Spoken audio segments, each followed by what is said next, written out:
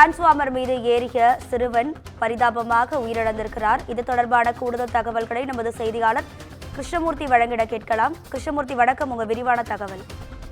நிச்சயமாக நாமக்கல் மாவட்டம் பரமத்தி அடுத்த இருகூர் அருகே தெற்கு செல்லாம்பாளையத்தை சார்ந்தவர் ரகுநாதன் டிரைவராக இருந்து வருகிறார்.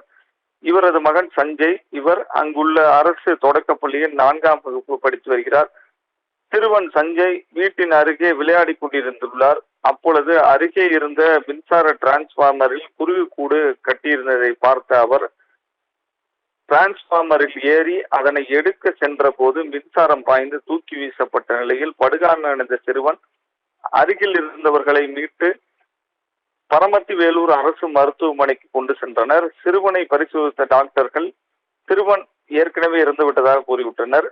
இந்த சம்பவம் குறித்து பரமத்தி வேலூர் போலீசார் தகவல் தெரிவிக்கப்பட்டு சிறுவனின் உடலை கைப்பற்றி போலீசார் பிரேத பரிசோதனைக்காக அரசு மருத்துவக் கல்லூரி மருத்துவமனைக்கு உடற்கூறு ஆய்வுக்காக அனுப்பி வைத்தனர்.